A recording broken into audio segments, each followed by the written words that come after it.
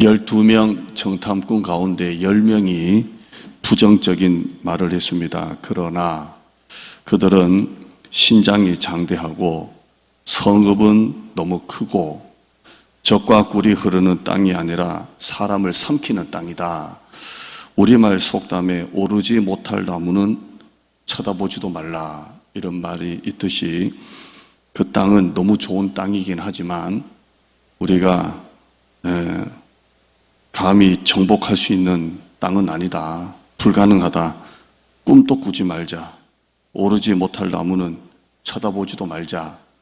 우리가 살 길은 모세를 쫓아내고 다른 지도자를 세워서 애굽으로 빨리, 하루라도 빨리 돌아가는 것만이 우리가 사는 길이다. 이게 14장에 나오죠. 지휘관을 바꾸고 차라리 애굽으로 돌아가자. 이렇게 그들이 말을 합니다. 이들이 이런 부정적인 말 속에 33절, 오늘 여러분과 같이 나눌 이 말씀 메뚜기, 한번 33절 한번 읽어보시죠. 시작. 거기서 네피림 후손인 아낙 자손의 거인들을 보았나니 그들이 보기에도 그와 같았을 것이니라. 그들이 특히 뭘 봤냐면 성읍이 크고 신장이 장대하고 이런 사람들만 본 게 아니라 특별히 그 아낙 자손의 거인들을 봤다. 특별히 이 아낙 자손이 큰가 봐요. 우리가 아는 그 골리앗 있잖아요. 설교 중에 나오겠지만 골리앗의 키가 뭐 한 규빗, 두 규빗 이렇게 하는데 그렇게 따지면 한 3m 30이 되거든요. 여러분 3m짜리 인간을 본 적은 없잖아요.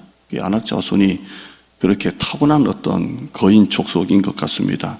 그 거인들을 봤는데 얼마나 큰지 우리는 스스로 보기에도 그들 앞에 설 때 메뚜기 같고, 그들이 우리를 볼 때도 죄송한 표현입니다. 이 메뚜기 새끼들 아니야 하지 않았을까, 이렇게 보고를 합니다.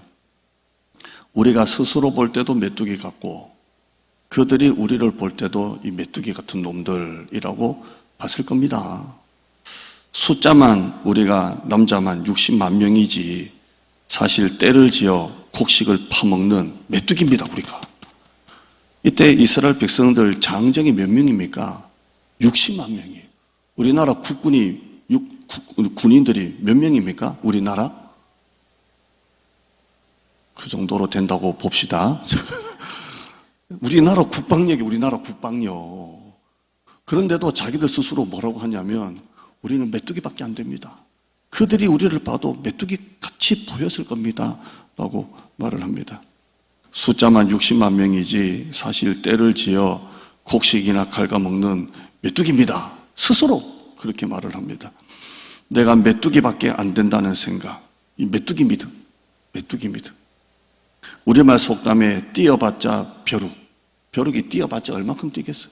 뛰어봤자 벼룩. 자기들 스스로 우리는 뛰어봤자 메뚜기입니다. 메뚜기. 곡식이나 갉아먹는 남자만 60만 명이나 되는 이런 메뚜기밖에 안 됩니다. 이렇게 합니다. 이사야서에 보면 하나님이 우리를 부르실 때 지렁이 같다라고 하십니다. 지렁이 같다 이렇게 합니다. 이사야 41장 14절 한번 보시죠. 지렁이 같은 너 야곱아, 너희 이스라엘 사람들아, 두려워 말라. 나 여호와가 말하노니 내가 너를 도울 것이라. 네 구속자는 이스라엘의 거룩한 자니라. 우리를 부르실 때 지렁이 같은 너 야곱아 이렇게 합니다. 목사가 이렇게 부르면 여러분 기분 나쁘겠죠? 이 지렁이 같은 권사님 그럼 큰일 나죠. 지렁이 같은 장들 큰일 납니다. 근데 하나님이 이 지렁이 같은 너 야곱아 이렇게 합니다. 여러분 지렁이 본 적 있습니까? 우리 젊은 분들은 모르겠지만 저는 어릴 때 비만 오면 지렁이가 그냥 막 온데 방네 이렇게 꿈틀꿈틀 바닥에 기어다니잖아요. 저는 어릴 때 조금 이게 사람이 이상하게 그런지 꼭 집에 쫓아가서 굵은 소금 가지고 와서 그 지렁이 몸에다 톡톡톡톡톡 이렇게 뿌리면 지렁이가 난리를 치죠. 근데 그게 또 재밌어가지고 하하하하 이런 사람이 목사가 됐습니다. 지렁이 막 톡톡톡톡 하는데요. 그 바닥에 기면서 꿈틀거리는 지렁이, 하나님이 우리를 부르실 때 지렁아, 지렁이야 합니다. 그래서 기분 나쁜 말입니다. 이건 사실 개역 성경이고 지금 우리가 보는 개역 개정 성경은 더 나가서 아주 기분 나쁘게 합니다. 바꿨습니다. 이사야 41장 14절 개역 개정 한번 보시죠. 아니 그 다음, 그래 이거 지나고 그 다음 어디 갔어 목사님? 목사님 어디 갔어요? 머리를 한도 없이 그저 14절에 이렇게 말합니다. 버러지 같은 너 야곱아, 이렇게. 그 지렁이를 뭐라고 바꿨냐면 버러지 같은 너 야곱아, 너 이스라엘 사람들아 두려워하지 마라. 지렁이도 기분 나쁜데 우리를 향해서 뭐라고 부른다고요? 여러분 이거 참, 이거 옛날 우리 부모님은 그러지 않았지만 막 그런 부모님들 애들 부를 때 이 빌어먹을 이런 빌어먹을 호로 뭐 이렇게 하기도 하는데 버러지 같은 야곱아, 버러지 같은 야곱아, 이거는 굉장히 충격입니다. 이 버러지 같은 새끼, 이 버러지 같은 놈아. 끝나는 말인데요. 하나님이 지렁이에서 개역 개정은 더 바꿔서 버러지 같은 너 야곱아 이렇게 합니다. 하나님이 이렇게 우리를 부르신 이유가 뭡니까? 진짜 지렁이 같아서 부른 게 아니죠. 진짜 우리를 버러지라고 보고 하는 게 아니죠. 우리가 지렁이같이 버러지같이 약해도 내가 너를 도울 것이라 이 말이잖아요. 네가 아무리 연약하고 부족하고 약해 힘이 없어도 내가 너와 함께 하겠다 이 말씀이잖아요. 아멘. 금방 나왔네요. 한번 버러지 다시 보시죠. 버러지 나와라. 시작. 버러지 같은 너 야곱아, 너 이스라엘 사람들아 두려워하지 말라. 나 여호와가 말하노니 내가 너를. 하나님의 도우심을 극대화시키려고 우리를 이렇게 부르시는 거잖아요. 버러지. 그러니까 진짜 버러지가 아니라는 거예요. 그럴지라도 내가 너와 함께 하겠다 이 말입니다. 아멘. 하나님이 나에게 지렁이, 버러지라고 하면 하나님이 부르시기 때문에 그래도 우리는 예 맞습니다. 나는 지렁이입니다. 나는 부족합니다. 나는 진짜 버러지 맞습니다. 해야 됩니다. 그러죠? 하나님이 나보고 너 버러지야 그러면 그 앞에 예 하나님 맞습니다. 나 버러지입니다. 해야 돼요. 맞죠? 그러나 다른 사람이 남이 나보고 너 버러지야 라고 할 때 그때 예 맞습니다 하면 그럼 바보입니다. 그때는 뭐라고 해야 됩니까? 아닙니다. 내가 왜 버러집니까? 이렇게 해야 돼요. 제가 눈이 작아서 어릴 때 학생 때 공부 열심히 배운다고 보고 있는데 분필이 딱 날라와가지고 이 새끼 잔다고 그냥 팍. 그때 제가 뭐라고 말했겠습니까? 안 잤어요 선생님. 그러니까 이 새끼 자놓고 이리 와 가지고 또 한 대 맞고. 아니라고 해야 돼요. 아니라고. 지금은 눈이 한 10배로 커진 줄 믿습니다. 예. 왜 네가 나한테 버러지라고 하냐 하고 싸워야 돼요. 내가 미안하다, 나는 진짜 지렁이다 라고 하면 겸손이 아니라 바보입니다. 바보. 자존감이 아예 없는 사람이 하는 거예요. 자존감이 아예 없는 사람이 그래 나 버러지다 그래 이렇게 하는 거예요. 마귀는 항상 우리에게 너 지렁이야, 버러지야, 메뚜기야 이렇게 합니다. 너는 실패자야. 너는 한물 갔어. 너는 안 돼. 전성기는 끝났어. 재기할 거라고는 꿈도 꾸지 마. 너는 해봐도 안 돼. 너는 한물 갔다는 말이 뭡니까?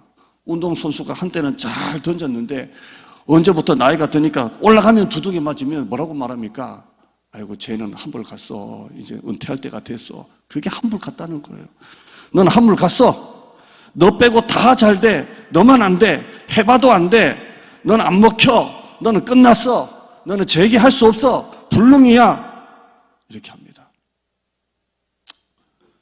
제자 훈련한다고 가정교회 세워지냐? 니만 고생이야. 따라오는 사람도 없는데 뭘 하려고 그래? 에너지만 낭비하고 힘만 빠져. 마귀는 항상 우리에게 너는 메뚜기야 이렇게 합니다. 남이 나한테 버러지야 메뚜기야 그러면 싸워야 돼요. 아니라고 싸워야 돼요. 마귀가 여러분에게 그 말을 할 때, 여러분에게 속삭일 때 여러분 거기 넘어가면 안 돼요. 싸워야 돼요. 나는 메뚜기가 아니다. 내 전성기는 아직 멀었다. 이렇게 해야 돼요. 아멘. 네가 왜 결론을 내냐? 결론은 누가 내시는 거예요? 하나님이 내시는 거예요. 하나님이 끝났다기 전까지는 끝난 게 아니에요. 하나님이 스타트하기 전까지는 스타트한 게 아니라고요. 예레미야 1장 6절에 예레미야 말입니다. 내가 이르되 슬프도소이다. 주 여호와여 보소서 나는 아이라 말할 줄을 알지 못합니다. 하나님이 예레미야를 부르시는데 예레미야가 아이고 나를 부르셨나요 하지 않고 딱 나오는 반응이 나는 애입니다. 말을 못합니다. 나는 메뚜기입니다. 할 수 없습니다. 메뚜기예요. 나는 아이라 말할 줄을 모릅니다. 그러니까 하나님께서 7절에 여호와께서 내게 이르시되 너는 메뚜기라 하지 말고 내가 너를 누구에게 보내든지 너는 가며 내가 내게 무엇을 명령하든지 너는 말할지니라. 8절에 같이 읽어요. 너는 그들 때문에 두려워하지 말라. 내가 너와 함께하여 너를 구원하리라. 나 여호와의 말이니라. 9절에 여호와께서 그의 손을 내밀어 내 입에 대시며 여호와께서 내게 이르시되 보라 내 말을 네 입에 두었노라. 17절로 넘어가서 그러므로 너는 내 허리를 동이고 일어나 내가 내게 명령한 말을 다 그들에게 말하라. 그들 때문에 두려워하지 말라.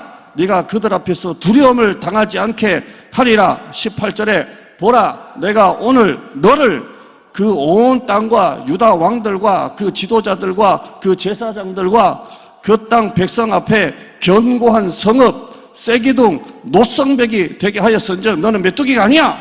너는 세기둥 견고한 성읍 노성벽이 되게 하였은즉 19절에요. 시작.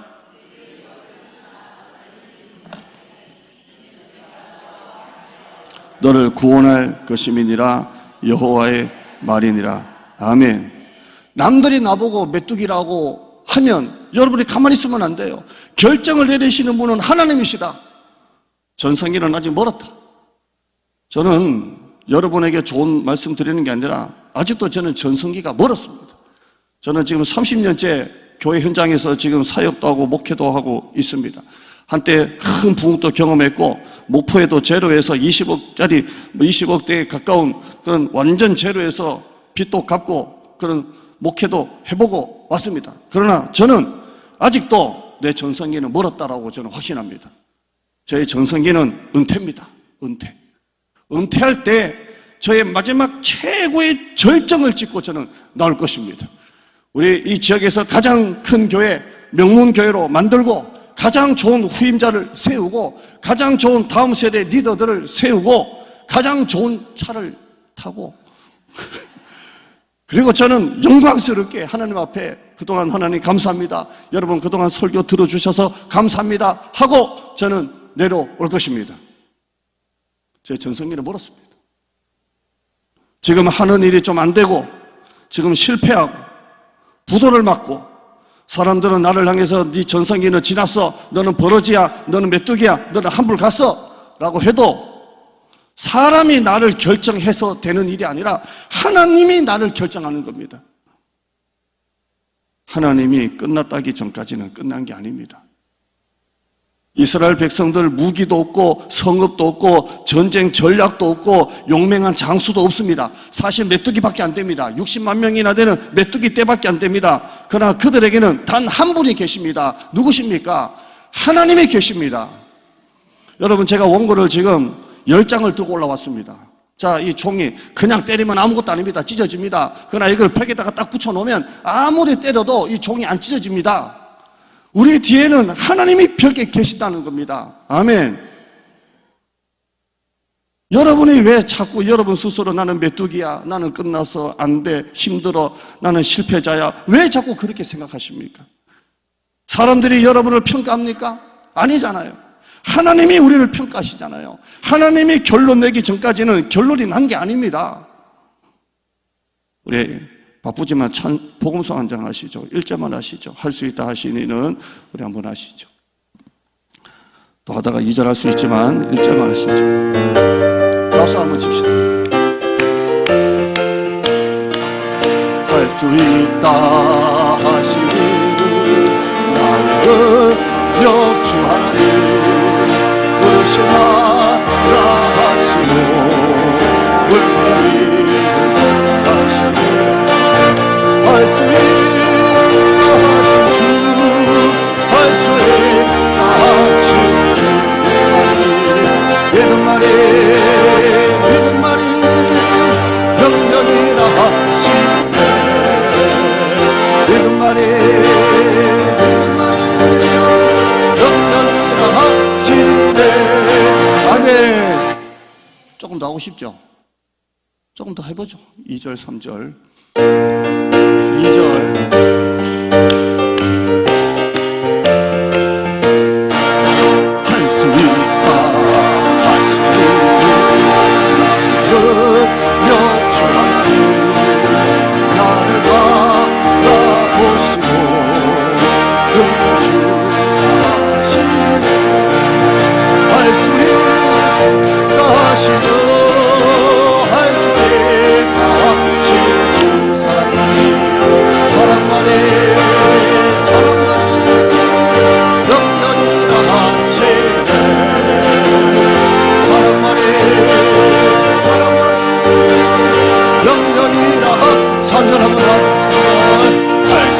조금 빨리 늘려봐. 하시기를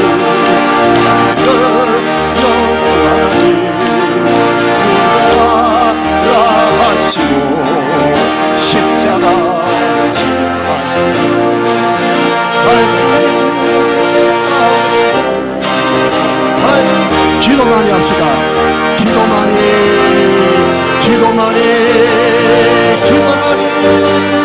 영영이라 하시네.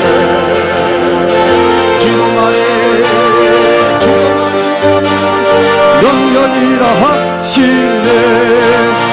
아멘. 블레셋이 쳐들어왔는데 그들 대장이 골리앗입니다.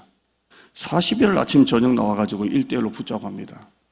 1대1 전쟁이 국강한 전쟁으로 끝내자고 합니다. 하나님을 비웃고 이스라엘을 욕합니다. 나와라 싸우자 이렇게 합니다. 그런데 이스라엘 진영에서는 한 명도 못 나갑니다. 아무도 못 나갑니다. 왜냐하면 이 골리앗의 키가 3m가 넘고 몸에는 빈을 갑옷을 입고 칼 자루는 배틀책 갖고 소리를 치니까 아무도 못 나갑니다.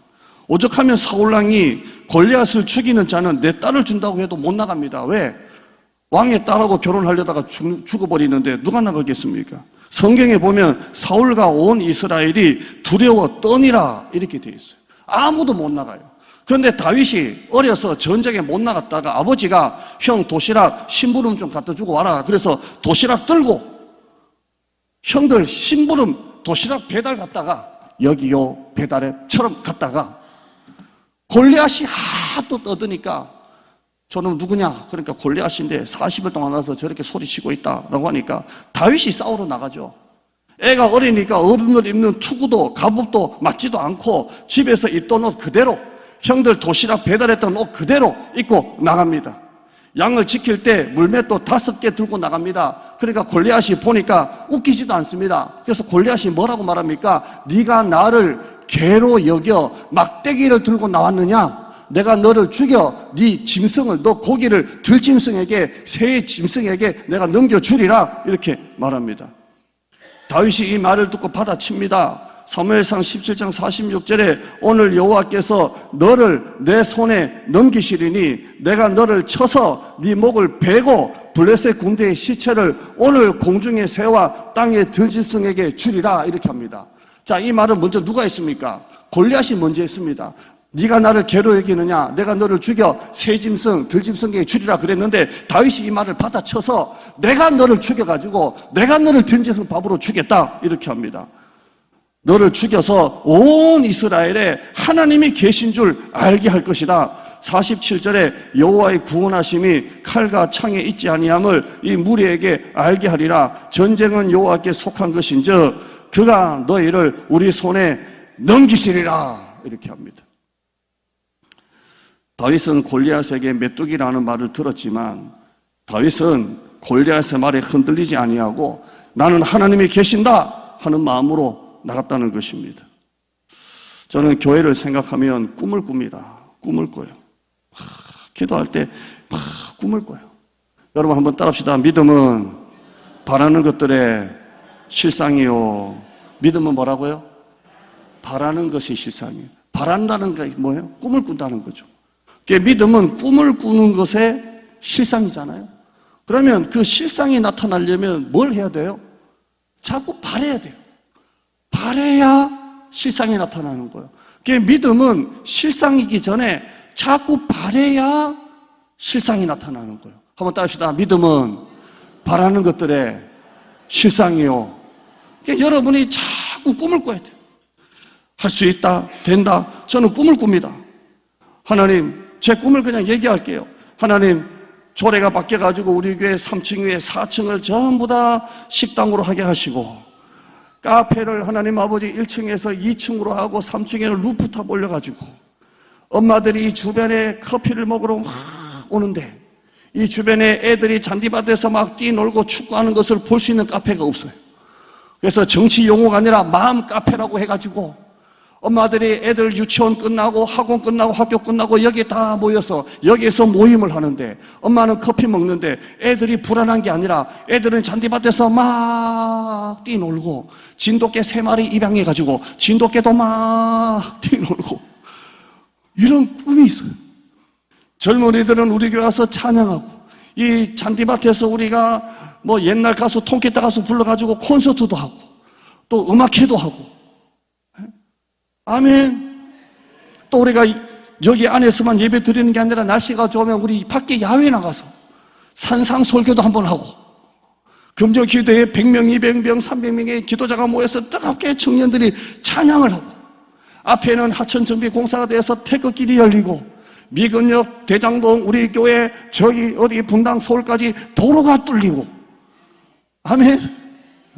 이 산들을 들리어 바다에 던져지라 하면 그랬듯이 대장동 산이 다 밀리고 대장동 2기가 들어서면 천평되는 이 땅은 이 대로변의 가장 큰 요지가 되는 것입니다. 이게 제 은퇴할 때까지의 꿈입니다. 꿈이에요.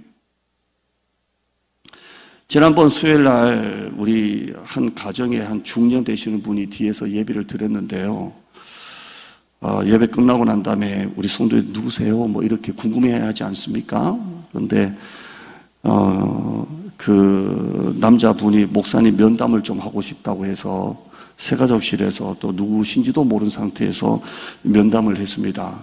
꽤 오랫동안 했습니다. 오랫동안 면담을 하고, 그 얘기가 너무 서로 간에 잘 통해서 그 다음날 또 약속을 잡고 또 꽤 오랫동안 4-5시간을 얘기했습니다. 했는데 이분이 분당에 출석 교인 1,500명 되는 담임 목사님이십니다. 담임 목사님이신데 이제 조금 쉬고 있는 가운데서 몸이 너무 좀 코로나 후유증으로 힘들어서 쉬고 있으면서 이 고기동 고기로 여기가 공기가 너무 좋아가지고 사모님하고 이 길을 자주 온답니다. 공기가 너무 좋아서. 그래서 저 위에 있는 카페도 자주 가시고 하는데 늘 지나갈 때마다 우리 교회가 자꾸 눈에 들어오더랍니다. 그래서 몇 번이나 방문했는데 그때마다 우리 교육자들이 없다 보니까, 우리 교회는 교육자만 없으면 교회가 텅 비잖아요. 그래서 그냥 문 닫힌 교회를 보고 가다가 수협에 오셔서 얘기를 나누면서 같은 중학교를 나왔고 저하고 같은 중학교를 나왔고, 그래서 동양이고 분당에서 목회를 크게 하십니다. 아주. 그래서 인터넷 검색을 하니까 아주 유명하신 목사님이세요. 그래서 이분하고 얘기가 잘 통해서 이렇게 하는데요. 이분이 우리 교회를 향해서 서로 얘기가 끝나고 서로 기도해 주는 시간을 가졌어요. 저는 목사님을 위해서 기도하고, 저희 사모하고 그쪽 사모하고 4명이서, 목사님은 우리 교회를 위해서 기도해 주시는 거예요. 근데 목사님이 우리 교회를 위해서 기도해 주시는 게, 그 기도가 전부 다 제가 기도하고 있는 그 꿈의 기도가 다 나오는 거예요. 청년들이 찬양하고, 마당에는 아이들이 뛰놀고, 엄마들이 카페에 와서 카페를 먹고, 교회에 막 찬양하는 소리가 울려 퍼지고, 뭐 이런 기도를 하는 거예요. 그래서 어떻게 내가 기도하는 기도하고 어떻게 똑같냐 하는데 그 기도를 해 주시는 거예요. 근데 목사님의 말씀이, 이제 목사님 설교가 어떻게 듣다 보니까 주변의 교회도 많이 가보신대요. 이 교회는 어떻게 부흥하냐 안 부흥하냐 쭉 다니시면서 쉬고 있는 동안에 다니시는데, 목사님 설교도 몇 개를 들었대요. 근데 아쉬운 게 있대요. 설교 시간이 너무 짧대요. 어떻게 생각하십니까? 자기는 예배 시간 설교를 1시간 반씩 하는데 목사님 설교는 들으려고 하면 너무 짧대요. 그래서 그 말 듣고 1시간 반 할까? 그래서 여러분 얼굴이 완전히 지금 아주 시험에 드는 얼굴로 지금 들어가고 있는데, 그분이 하신 말씀이 영상 설교 많이 이렇게 보면서 너무 은혜를 받는데, 실물이 화면보다 훨씬 더 선해 보이고 인상이 좋게 나온다는 거예요.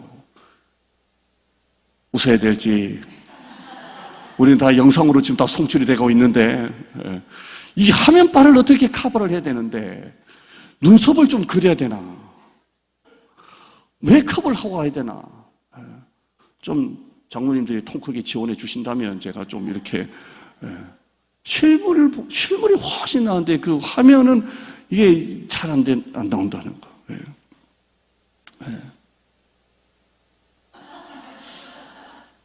또 이런 말씀도 하셨어요.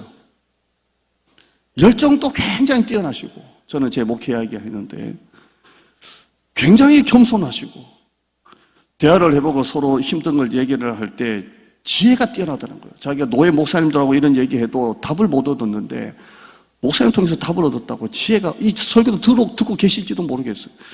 지혜가 굉장하십니다. 그런데 어떻게 이 삼박자를 갖추신 분이 왜 여기에 계시는지 모르겠다. 무슨 의미인지 아시나요? 왜 이런 분이 왜 여기가 어떤지는 모르겠지만, 제가 이 말하는 것 자체가 겸손하지 않다는 것을 지금 증명한 겁니다. 지금 겸손하면 얘기 안 하죠. PR 시대니까. 여러분, 우리가 행복하고 우리가 즐겁고 우리가 먹을 게 많아야 교회는 부흥합니다. 아멘. 우리가 배고프고 우리가 지치고 우리가 교회에 나오는 게 힘들고 우리가 교회가 재미없으면 내가 힘든데 누굴 데리고 오겠습니까? 내가 어디 가서 맛있는 거 먹으면 그 맛있는 걸 누구라도 먹이고 싶은 게 사람의 마음인데, 내가 교회가 지치고 힘들고 피곤하면 누구를 데리고 오겠어요? 우리가 행복해야 돼요. 죄송한데 제 이전 목회지를 얘기하면 저는 계속 대구에 있다가 서울에 있다가 그리고 모포로 내려가서 목회를 하는데요. 모포 내려가서 정말 적응이 안 됐던 게 뭐냐면 매주일마다 홍어 잔치, 민어 잔치, 삼겹살 잔치, 뭘 잡았다 가지고 왔다 매주일마다 먹어요. 매주일마다. 그래서 주일 예배 끝나고 집에 가는 시간이 밤 11시, 12시예요. 이게 너무 힘들더라고요. 왜 이렇게까지 먹어야 되나 내가? 왜 이렇게까지 이분들하고 같이 있어야 되나? 매일 등산 모임, 축구 모임, 맨날 놀기만 하고. 제가 영상 보여주면 깜짝 놀랍니다. 체육대회 할 때 누가 장난친다고 트로트 막 딱 틀어주면요, 앉아 계시다가 다 나와가지고 호이 이거 한번 틀어주면요 난리가 납니다. 흥이 있고 즐겁고 재밌고 막.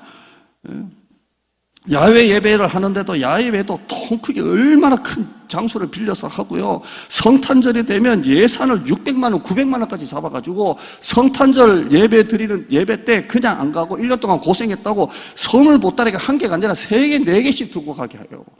그러니까 예산이 600, 900까지 나간다니까. 그때는 저는 이해를 못했어요. 왜 이렇게까지 하나? 그래서 장로님들한테 이 돈 아껴서 선교하자, 아니면 이거 우리 이자가 너무 많이 나가니까 대출 갚자, 이렇게 얘기할 정도로 너무 나가는 거. 야외에 나가가지고 행운권 추첨 1등이 TV인 거 아십니까? 여러분, 야외에 나가가지고 1등 걸렸는데 TV, LED TV를 타고 간다는 거 상상이나 해보셨습니까? 전도 왕도 아니고. 그렇게 그냥 하는데요. 나는 사실 그때 이해가 안 됐어요. 왜 이렇게까지 먹이고 이렇게까지 잘 먹어야 되고 이렇게까지 해야 되나 했는데요. 지나고 보니까 그게 우리가 재밌고 즐겁고 곳간에서 인심이 나고 아궁이 가마솥에 올리고 불을 피우면 연기가 지붕으로 올라가듯이 가듯이 그렇게 교회가 부흥하더라고요. 아멘. 그러니까 우리가 재밌어야 되겠다. 우리가 재밌어야 되겠다. 우리는 지금 많은 예산을 전도 예산으로 우리가 전도 용품, 전도지를 해서 이 많은 예산이 들어갑니다. 이거 계속 해야 됩니다. 그런데 사실 우리 성도들은 조금 많이 못 누리는 것 같아요. 다 전도 용품, 전도지로 나가다 보니까 밥집에 밥 냄새가 풍기면 사람들이, 배고픈 사람들은 오지 않겠습니까? 놀러 많이 가는 교회가 부흥한다는 말이 있습니다. 이게 무슨 말이냐면 전도 안 하고 놀러 많이 가면 부흥한다는 게 아니라 우리가 재밌고 즐겁고 하면 교회가 부흥한다는 것입니다. 아멘. 우리가 교회 프라이드를 가져야 돼요. 프라이드를 가지고. 여러분이 전도할 때, 여러분이 전도를 할 때 그 전도를 받는 분이 우리 교회를 어떻게 알고 오겠습니까? 그분이 만약에 여러분이 전도할 때 여러분의 말을 듣고 교회에 나온다면 교회 보고 온 게 아니죠. 누구 보고 나온 거예요? 나를 전도하는 이분 보고 교회 나오는 거잖아요. 맞죠? 내가 누군가에서 우리 교회 나와보라 할 때 이분이 대장동회를 어떻게 아냐고요. 그런데 대장로 교회로 우리 교회가 너무 좋아라고 전도하는 그분을 믿고 나오는 거지 않습니까? 맞잖아요. 그죠? 그러니까 여러분이 교회가 행복해야 되고 여러분이 교회 프라이드를 가지고 있어야 여러분이 담대하게 전도할 수 있는 것입니다. 여러분 오늘 나가서 노방 전도할 때 저희 사택에도 우리 교회만 오는 게 아니라 분당에 있는 큰 교회 또 이름도 모르는 교회가 우리 교회처럼 똑같이 조그만 비닐에다가 물티슈 전도지 넣어서 똑같이 옵니다. 그러면 이게 쌓이면 꾹꾹꾹꾹 쌓입니다. 이게 우리도 하고 그들도 하고 지금 하고 있는 방식입니다. 하고 있는 거예요. 교회를 알려야 되니까. 자, 이것도 계속 해야 되고 여러분은 노방전도 나갔을 때에 여러분이 우리 교회를 소개할 시간이 있다면 여러분 전도지를 나눠줄 때 그냥 받고 지나가는 분도 있지만 관심 있는 분이 있지 않겠습니까? 저도 전도할 때 제가 목사입니다 그러면 깜짝 놀라서 목사님도 전도하세요 하는 분이 있는 것처럼 그럴 때 여러분이 교회를 소개할 때 당당하게 소개할 수 있는 여러분의 프라이드가 있어야 된다는 것입니다. 우리 교회 며칠 전부터 이 우리 교회 앞에 사시는 우리 할머니 아주 멋지게 생기신 할머니신데 따님 같아 보이는 분과 두 분이 우리 교회 태극기를 이렇게 자주 걸으세요. 근데 알고 보니까 이분이 이제 요양보호사예요. 딸인 줄 알았는데, 근데 이분 또 멀지 않은 곳에 살고 계세요. 근데 와서 할머니 모시고 연약하니까 이 태극기를 천천히 걸어요. 그리고 어제는 기도해 달라 그래가지고 제가 기도를 해줬어요. 남의 교회는 잘 기도를 안 하는데, 워낙 좀 할머니가 링겔 주사를 맞았는데, 링겔 받는 약이 너무 빨리 떨어지다 보니까, 맞고 난 다음에 막 속이 막 답답해가지고, 목사님 기도를 받아야 되겠다 그래가지고, 남의 교회는 잘 안 가는데 내려와서 기도해 줬습니다. 그래서 막 내려갈게다. 끝나고 나니까, 알고 보니까 그 할머니가 순복음교회 다니시는데, 장로교 목사님들은 대부분 조용한데, 목사님 기도는 순복음처럼 기도했다는 거예요. 따라가져라! 내려가져라! 어서가져라! 꼭 순복음식으로 했는데 자기 교단의 순복음인데 이렇게 뜨겁게 하는 목사님이 있냐고 눈물을 흘리시고 이 요양보호사 분은 교회만 딱 오면 이상하게 눈물이 난대요. 우리 교회. 이상하게 우리 교회 오면 눈물이 나고 너무 좋다는 거예요. 여러분 우리 교회 와서 눈물 흘리신 분 손 들어봐요 오늘. 아, 김민정 원사님 손을 번쩍 들었습니다. 눈물이 난다는 거예요. 자 이제 데리고 오기만 하면 돼요. 이제 준비가 끝났잖아요. 믿음은 바라는 것들의 실상이라고 했어요. 내가 나보고 스스로 메뚜기라고 생각하면 남도 나보고 메뚜기라고 놀립니다. 여러분 스스로 자존감을 가져야 됩니다. 자존감을 가져야 돼요. 여러분 지금 놀고 있어도 하는 일이 잘 안 돼도 사람들이 여러분에게 묻지 않겠습니까? 지금 뭐하고 계시냐고. 그러면 나 놀고 먹어요 이렇게 말하면 안 돼요. 지금 하는 일이 잘 안 되더라도 지금 너무 죽겠어 이런 말 하면 안 돼요. 놀고 먹어도 지금 뭐하고 계세요? 그럼 이렇게 말해야 돼요. 지금 새로운 것을 준비하고 있습니다. 이렇게 얘기해야 돼요. 항상 우리는 새로운 것을 보고 가야 돼요. 남이 나보고 메뚜기라고 놀린다고 메뚜기라고 생각하는 것도 바보고 내가 나 스스로 메뚜기라고 생각하면 남도 나보고 메뚜기라고 놀립니다. 그러니까 스스로 자존감을 가져야 돼요. 저희 어머니가 어릴 때 저한테 잘했던 게 뭐냐면 늘 과잉 보호하셔가지고 오냐 이렇게 하셨지만 그래서 남들이 저보면 꼭 막내 같다 그래요. 막내예요. 어쩔래요? 나 막내예요. 우리 엄마가 나 그렇게 키웠어요. 근데 우리 엄마가 어릴 때부터 저한테 했던 말씀이 뭐냐면 이 조용히 목사처럼 조용히 목사처럼 항상 저한테 그렇게 말했어요. 내가 어떻게 조용히 목사처럼 됩니까? 근데 지금 또 조영기 목사님 교회처럼 큰 교회 두시고 김사만 목사님처럼 큰 교회 두시고 오전영 목사님처럼 큰 교회 두시고 한국계 다 나와. 그래서 저는 전성이 아직 멀었어요. 우리 엄마 기도가 다 이루어질 줄알고 저는 확신합니다. 올로 목사님 이번에 뵈면서 목사님 또 늘 기도하시면서 나는 우리 교회가 올로 목사님의 기도대로 될 거라고 확신합니다. 노만 빈센트 필 목사님 미국의 긍정적 사고방식의 가르치시는 목사님인데 홍콩에 갔는데요. 그 문신 가게를 지나가다가 그 문신 가게에 이게 견본, 문신 견본이 이렇게 걸려 있더랍니다. 근데 문신 견본을 딱 보는데 그 견본 중에 하나가 나는 패배하기 위해서 태어났다. 이런 견본이 있더랍니다. 그래서 목사님이 이제 긍정적 사고방식의 목사님이시니까 들어가서 아니 자기 몸에 문신을 새기는데 나는 패배하기 위해서 태어난 사람이다라고 새기는 사람이 있냐? 그러니까 너무 많다는 거예요. 어떻게 그럴 수가 있냐? 그러니까 그 사람은 몸에 새기기 전에 이미 마음에다가 새기고 가게를 찾아온다는 거예요. 그러니까 그걸 찾는다는 거. 왜? 이미 내 안에 나는 패배하기 위해서 망하기 위해서 태어난 사람 이게 각인되어 있으니까 문신하러 오니까 그게 눈에 딱 들어오는 거예요. 그러니까 자서처럼 내 마음에 이미 새기고 가니까 그게 눈에 띄어서 몸에다가 새긴다는 거예요. 여러분 메뚜기 믿음이 얼마나 위험한 믿음입니까?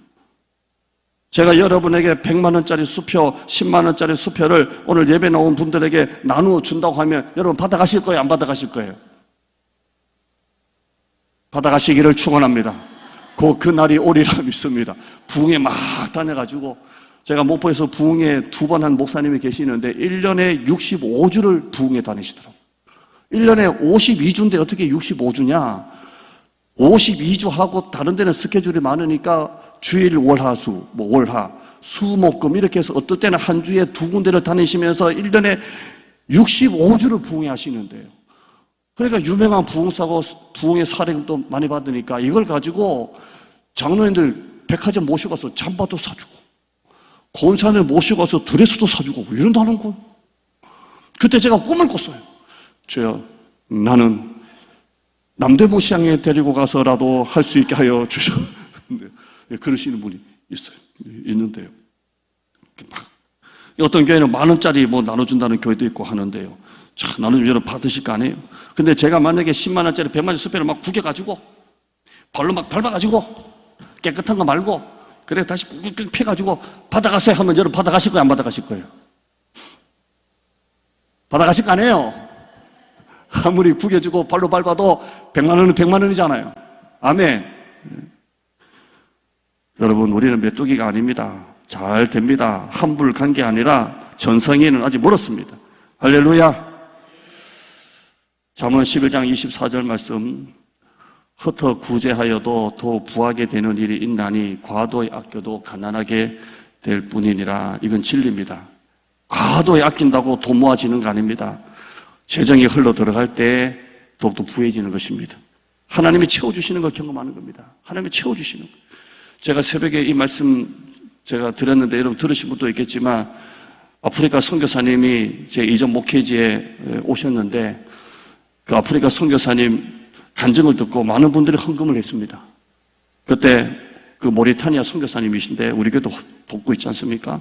근데 우리 지금 작은 애가 그 중학교 때죠. 고등학교 때인데 제가 한 달 용돈 5만 원 줬습니다. 5만 원. 근데 자기도 선교사님 간증을 듣고 마음이 탁 와닿아가지고 아빠 선교사님한테 나도 좀 드리고 싶어 해서 5만 원을 나한테 줬습니다. 5만 원은 한 달 용돈인데 한 달 수입 전체를 선교사님한테 드린 겁니다. 여러분 같으면 500만 원 버는데 500만 원 다 갖고 온 겁니다. 그럼 제가 아빠입니다. 얘가 없는 거 압니다. 예쁩니다. 그럼 아빠가 어떻게 합니까? 6만 원 줬습니다. 10,000원 더 얹어가지고 너 참 이쁘다. 너 어떻게 살겠냐 해서 6만 원 줬습니다. 얘는 10,000원 더 벌었습니다. 재정의 원리가 그런 겁니다. 여러분이 하나님께 드릴 때 하나님이 그 신비한 방법으로 채워주시는 걸 여러분이 경험해야 돼요. 제가 이 말씀을 왜 드리냐면 제발 메뚜기처럼 살지 말자는 거예요. 메뚜기같이.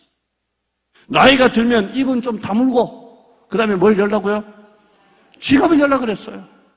메뚜기처럼 살면 진짜 메뚜기처럼 됩니다.